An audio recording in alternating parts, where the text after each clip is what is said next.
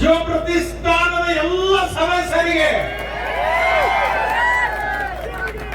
ಹೃದಯಗೊಂಡಿರ್ತಕ್ಕಂಥ ಅಭಿನಂದನೆಗಳನ್ನ ಈ ಸಂದರ್ಭದಲ್ಲಿ ನಾನು ಹೇಳಲಿಕ್ಕೆ ಬಯಸ್ತೇನೆ. ಈ ಭಾಗದ ಜನರ ಆಶೆ ಆಗಿತ್ತು ಛತ್ರಪತಿ ಶಿವಾಜಿ ಮಹಾರಾಜರ ಮೂರ್ತಿ ಸ್ಥಾಪನೆ ಆಗಬೇಕು. ಹೊರಗಡೆಯಿಂದ ಬಂದಿರತಕ್ಕಂಥ ಜನರಿಗೆ ಮೊದಲನೇ ದರ್ಶನ ಶಿವಾಜಿ ಮಹಾರಾಜರಾಗಬೇಕು ಅಂತಕ್ಕಂಥ ಏನು ಅಪೇಕ್ಷೆ ಇತ್ತು, ಆ ಅಪೇಕ್ಷೆಯನ್ನ ಇವತ್ತು ಈಡೇರಿಸಿದ್ರಿ. ನಿಮಗೆ ನಾನು ಅಭಿನಂದನೆಗಳನ್ನ ಈ ಸಂದರ್ಭದಲ್ಲಿ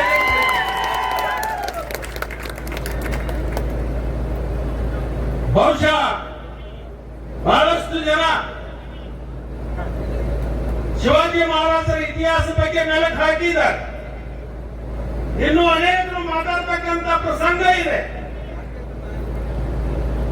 ಆದ್ರೆ ಒಂದು ಮಾತನ್ನ ಇಲ್ಲಿ ನಾನು ಹೇಳಲಿಕ್ಕೆ ಬಯಸ್ತೇನೆ. ನಾನೊಬ್ಬ ಶಿವಾಜಿ ಮಹಾರಾಜರ ಅಪ್ಪಟ ಅಭಿಮಾನಿಯಾಗಿ ಈ ಮಾತನ್ನ ಹೇಳಲಿಕ್ಕೆ ನಾನು ಬಯಸ್ತೇನೆ. ಶಿವಾಜಿ ಮಹಾರಾಜರು ಸರ್ವ ಜನಾಂಗಕ್ಕೆ ಒಂದು ಕೊಡುಗೆಯನ್ನು ಕೊಟ್ಟಿರ್ತಕ್ಕಂಥ ಮಹಾಪುರುಷರು.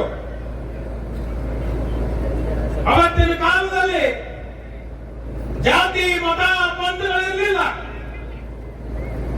ಆದರೆ ಅಂತ ಒಂದು ಸಂದರ್ಭದಲ್ಲಿ ಎಲ್ಲರೂ ಒಗ್ಗೂಡಿಸಿ ಹಿಂದೂ ಸಾಮ್ರಾಜ್ಯವನ್ನ ಸೃಷ್ಟಿ ಮಾಡಿರ್ತಕ್ಕಂಥ ಮಹಾಪುರುಷ ಯಾರಾದ್ರೂ ಇದ್ರೆ ಅದು ಶಿವಾಜಿ ಮಹಾರಾಜರು ಅಂತಕ್ಕಂಥದ್ದು ನಾವ್ಯಾರು ಮಾಡಲಿಕ್ಕೆ ಸಾಕು.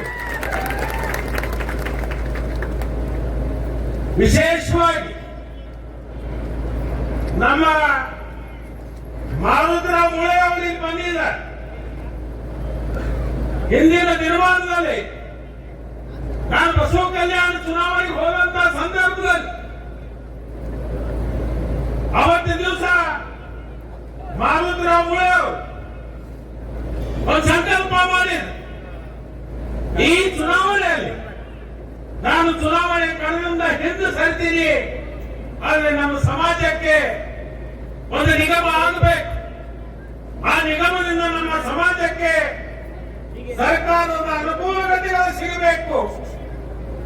ಅದರ ಜೊತೆಗೆ ಎಲ್ಲಿ ಶಿವಾಜಿ ವಂಶಸ್ಥರ ಇದಾಗಿ ಹೋಗಿದ ಇತಿಹಾಸ ಅದಾವೆ ಅದನ್ನೆಲ್ಲವನ್ನು ಕೂಡ ಅಭಿವೃದ್ಧಿಯನ್ನ ಮಾಡಬೇಕು ಅಂತಕ್ಕಂಥ ಒಂದು ಹಿರಿ ಜೀವ ಅವತ್ತು ಜಡಪಡಿಸಿರ್ತಕ್ಕಂಥ ನೋಡಿ ಅವತ್ತು ನನ್ನ ಕೈಲಾದ ಸಹಾಯವನ್ನ ಮಾಡಿ ಆ ಕೆಲಸಕ್ಕೆ ಚಾಲನೆಯನ್ನು ಕೊಡುವುದರ ಮುಖಾಂತರ ಅದಕ್ಕೆ ಪ್ರಮುಖರನ್ನಾಗಿ ಮಾರುತರಾವ್ ಮುಳೆ ಅವರನ್ನ ನಿಯುಕ್ತಿ ಮಾಡಿರ್ತಕ್ಕಂಥ ಸಂತೋಷ, ಅದೊಂದು ಅಳುಲು ಸೇವೆ ನನಗೆ ಸಿಕ್ಕಿದೆ ಅಂತಕ್ಕಂಥ ಮಾತನ್ನ ಈ ಸಂದರ್ಭದಲ್ಲಿ ನಾನು ಹೇಳಲಿಕ್ಕೆ ಬಯಸ್ತೇನೆ. ವಿಶೇಷವಾಗಿ ಇನ್ನು ನಮ್ಮ ಸ್ನೇಹಿತರು ಅನೇಕರು ಮಾತಾಡ್ತಕ್ಕಂಥ ಸಂದರ್ಭ ಇದೆ. ಈ ಕಾರ್ಯಕ್ರಮದ ಕುರಿತು ಅನೇಕ ತಮ್ಮ ಚಿಂತನೆಗಳನ್ನು ಹಂಚಿಕೊಳ್ತಕ್ಕಂಥ ಸಂದರ್ಭ ಇದೆ.